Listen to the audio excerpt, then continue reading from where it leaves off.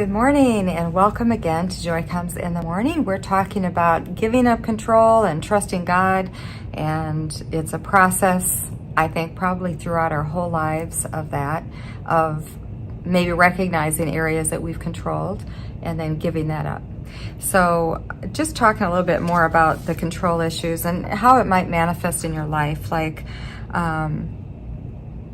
I think sometimes we try to control things in our life because we think we know the best outcome. And so if we see something happening in a way that we're not sure that's the best outcome, then we might try to control the situation.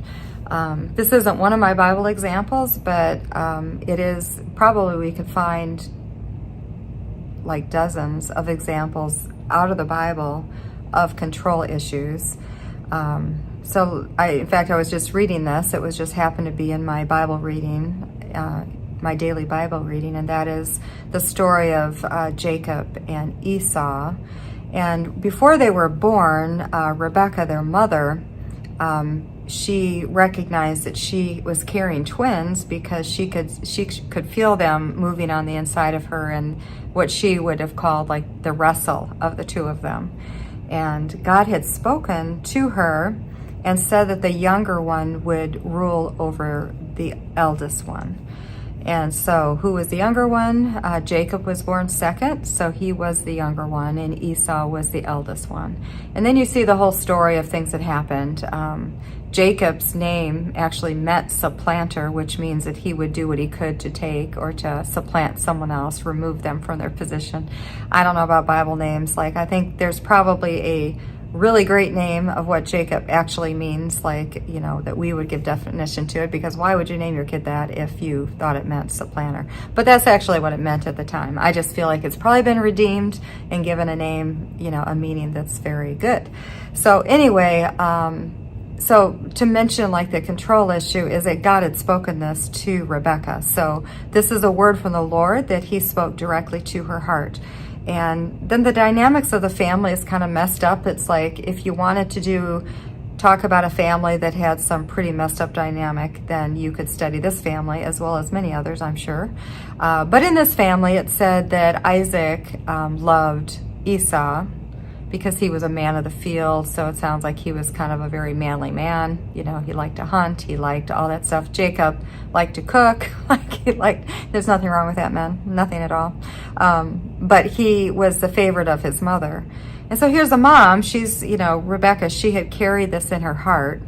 And so when it came time for the father, when Isaac was getting older, and he said he wanted Esau to go out and hunt and bring in, his hunt, and then to prepare it for him. And when he prepared this meal for him of this meat that he got in his hunt, that he was going to eat it, and then he was going to give the blessing to Esau. Now the blessing from the patriarch of the family went to the firstborn, and it was a powerful thing. So even the meaning of blessing means empowered to prosper. And this was very treasured, it was very valuable, and it belonged to the firstborn. Even though Esau, through an act of his hunger, had given up his firstborn status to Jacob just to get a bowl of pottage. So some people could say he gave up his birthright for a bowl of beans. But anyway, so getting back to the control issue, a word from the Lord, and Rebecca decided to help because God had given her this word about the second son ruling over the firstborn son. And so she contrived this whole scheme and strategy to get Jacob to deceive his father and steal the blessing that belonged to Esau. And so you all know that story, but this is an example of a control issue because she was trying to help God out, I guess, to make sure that her son, who he had spoken to her about, would receive the blessing of the firstborn son, even though he was not the firstborn son. So that's a control issue, and people are oftentimes enter into manipulating circumstances for the outcome that they want to see. And maybe it's rooted because we are going to talk about another woman in the Bible that had control issues because she's trying to help God out. And so sometimes that's how it goes. It's like You might have a promise from God that you know is from Him, and it's not seeming to come to pass. It doesn't seem like it's going to pan out. So, hey, maybe I can help out a little bit. Well, that's control, right? Where you're manipulating circumstances to get the desired outcome of what you think needs to happen, and in some cases, even what you felt like God showed you was going to happen.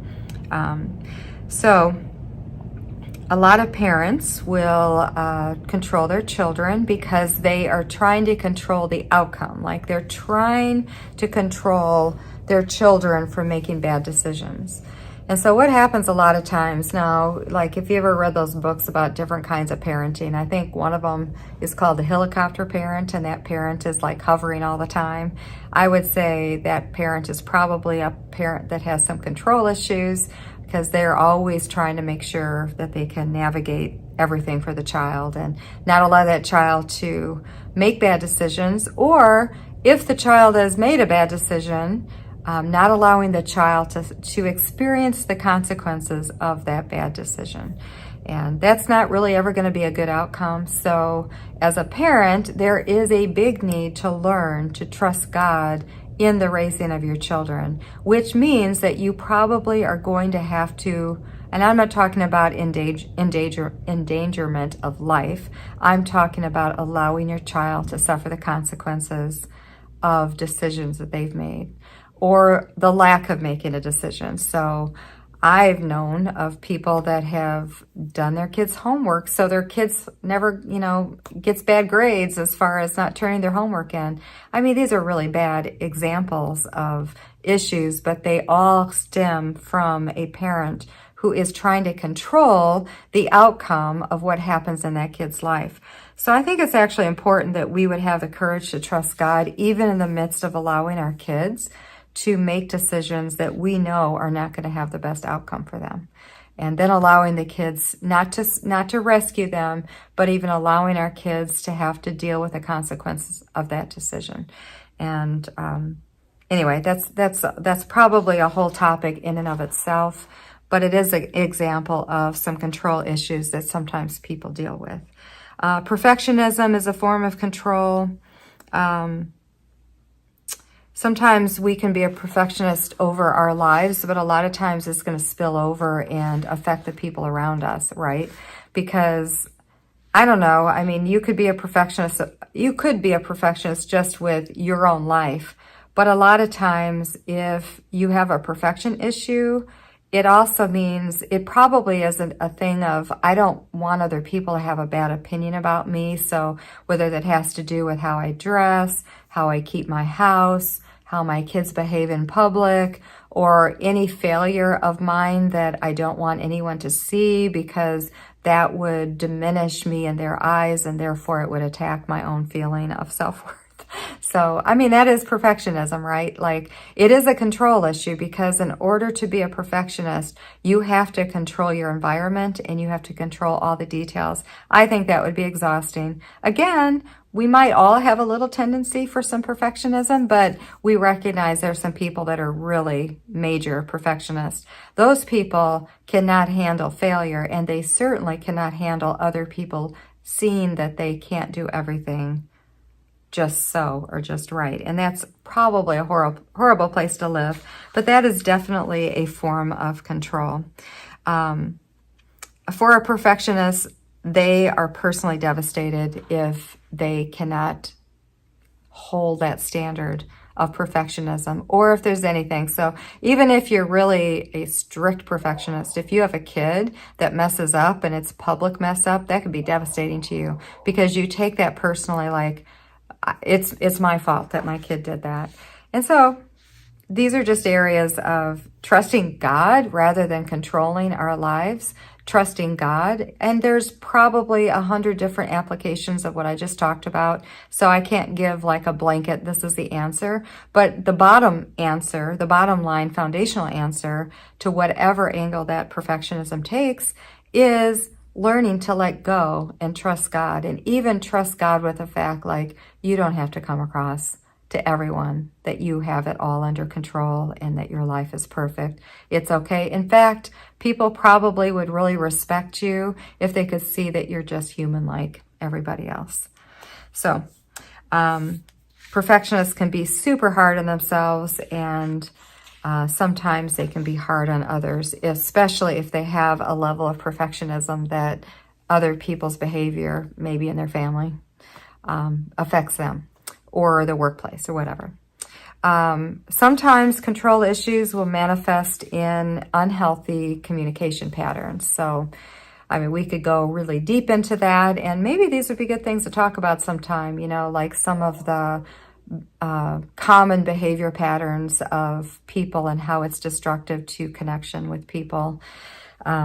We learned a lot, listening to Danny Silk and his Keep Your Love On stuff. And he's got all kinds of materials on communication. And his podcast, I believe he still has one. He's got all kinds of materials about this. But we learned a lot about communication through some of his material that was available to us. But one of the areas that I could say I have experienced personally with people, and maybe I've done it myself, I probably have, because sometimes the pattern that's set before you is what you learn, and you behave in that way. I don't think anyone does this on purpose or even thinks that they're doing this, but it's the effect of it is sometimes people can control, if they do this, they are controlling it. They will control meaningful communication or necessary communication through emotions that shut down communication. So I don't know if maybe you're this person, but maybe you've been in relationship with someone like this, but you get like where you touch something that hurts, like in the communication. And obviously, if we're going to have open communication, there's going to be some touchy points in that. And it might even sting a little bit. It might even hurt really bad, if someone is speaking truth to you about maybe how your words affect them, or certain patterns of behavior affect them. And if you touch something too deeply and that person's response is to go into some really crazy emotional responses, what that serves to do is just to shut down the communication. So what are they doing? They're controlling the ability to come to any resolution. You have to back off of that, and you can't talk about it. So it just closes off areas that never get talked about. I mean, they never, ever, you can't go there. You can't really resolve the situation. You can't really tell the person how you really feel, because they're going to respond in such a way that says, danger, danger, don't go there. I'm going to use my emotion to build this huge wall around me, and we're not going to connect over that particular issue because I can't handle it. So again, that is a control response that is in a negative way protecting that person, but it's actually protecting them from resolving something that would result then in a deeper connection with the person that they're talking to or avoiding talking to. Any level of control in any of these areas will definitely have a negative effect on us and on the people around us. So when God asks us to give up control and to trust Him with everything, that is the bonus or the opposite side of the coin, where our control issues have a negative effect. They have a negative effect on us. They will keep us from being free in certain areas, but they will also affect the people we love and the people around us, where if we trust God, it brings a freedom to our lives, and it brings a freedom into our relationships as well.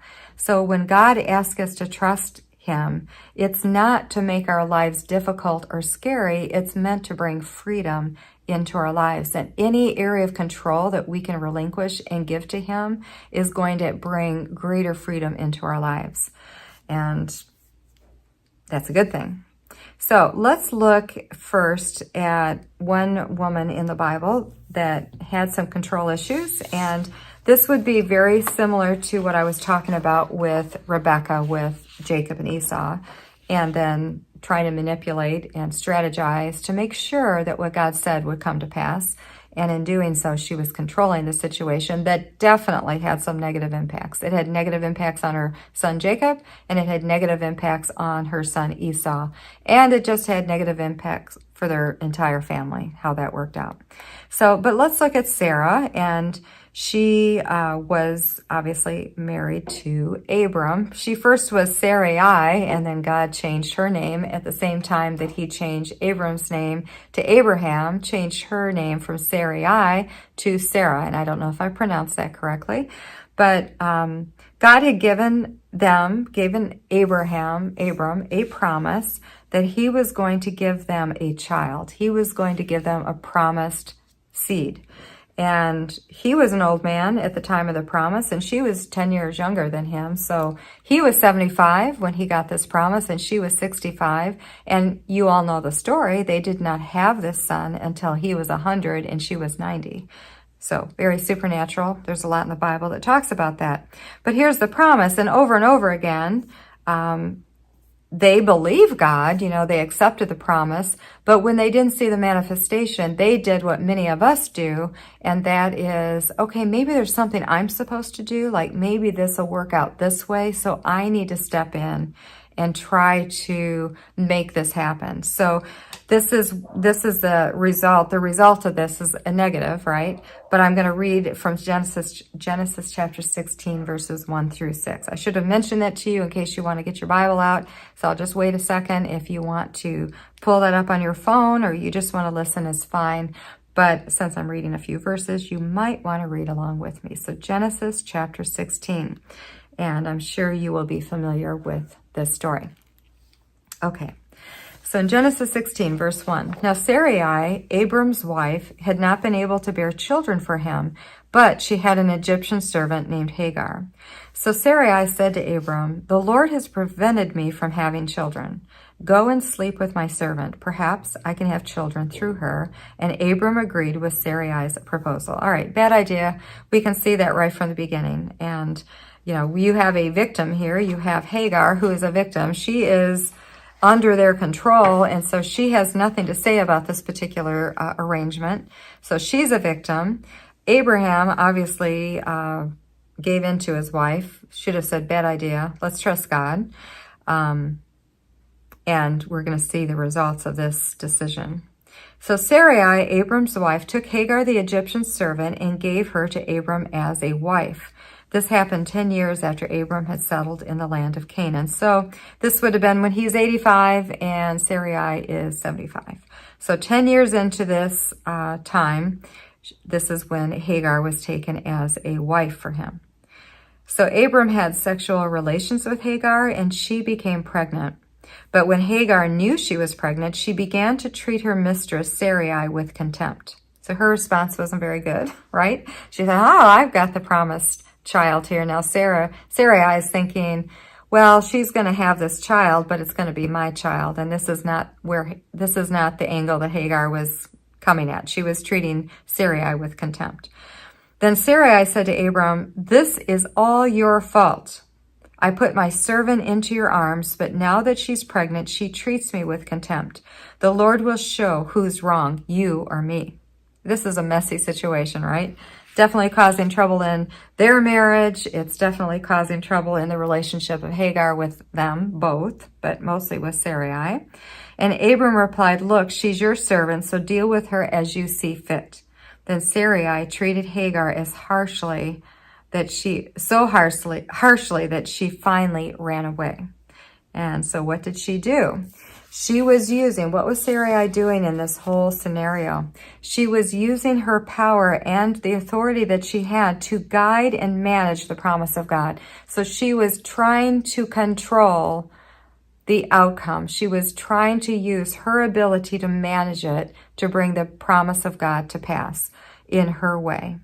She was making it happen, and she thought that she was able to make it happen through her own effort and her own strategy. So have you ever tried to help God? I know you have, because I have. Like, there are promises God has given us, and when it doesn't come to pass, many times we step and try to figure out how to make it happen. And this is what she was doing. So we can relate to it, because it may not seem like such a big deal as what she did, as giving her husband into another woman's arms, but it's still the same principle of I'm going to try to control the outcome of the situation. and make the promise of God come to pass. So the result of making something happen in your own strength is that it will be an outcome that will have much less blessing than what God intended. And when Hagar had a son, we know that he was named Ishmael. And he is forever, and he's a victim of the situation too, right? He has nothing to do with it. He is an innocent offspring of a really bad decision.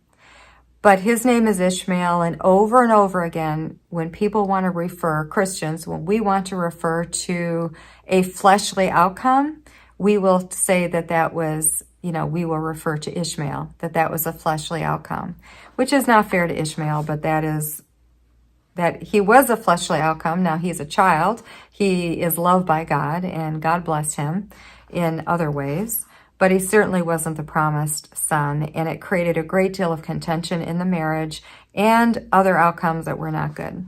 So in Galatians 4:22 and 23, it says, "The scriptures say that Abraham had two sons, one from his slave wife and one from his freeborn wife. The son of the slave wife was born in a human attempt to bring about the fulfillment of God's promise." That's exactly what we've been talking about. That was Sarai's and Abram's human attempt to bring about the fulfillment of God's promise. But the son of the freeborn wife was born as God's own fulfillment of his promise. God had said to Abram, "I am going to give you a child." And he kept saying over and over, "No, I'm going to give this child to you through your wife Sarai. She's barren. You've been unable to have children with her. But the promise of God was that you would have a child with her." But the other child was born out of the human attempt to bring a fulfillment of God's promise. And the fruit of that human thing was a great deal of difficulty in their family and even in the life for Hagar and for Ishmael, because eventually they got sent away. And God had promised Abram at the time, he goes, I'll make a great nation of Ishmael. Don't feel bad about this. But nevertheless, it was a heartbreak, I'm sure, and it was, because we can read about that. In fact, I might teach on that at some point, because there's a teaching I did years ago, and I think I called it The Sweetness of the Lord, and it was all about how sweet that God was to Hagar. Now, we could read, and we just, kind of think of her as a throwaway character. It's like, she wasn't a throwaway character. I mean, they call her a slave of theirs, so she had no freedom of her own life. And yet, God loved her, and he cared for her. And, she's not a throwaway character. She was a victim in the situation and had to bear with the consequences of the bad choices of Sarai and Abram. But God loved her, and she was precious to him, and so was Ishmael. So there is a fruit of the flesh, and there is the fruit of the promise. And the fruit of the promise that comes from God is always going to bring the blessing of the Lord. In fact, we'll end with this verse, Proverbs 10:22. It says, "The blessing of the Lord makes one rich, and he adds no sorrow with it." So we'll end with that, and just recognize, when we trust God, that the end result of that is the fruit is the fulfillment of God's promises, and we didn't manipulate it, we didn't control it, we didn't bring a fleshly fruit into it. We brought the blessing of the Lord. Well, we didn't bring it. God brought it, but we allowed it through our decision to trust him completely with all of our heart and not to lean onto our own understanding. So let's just close in prayer, and I'll continue this next week.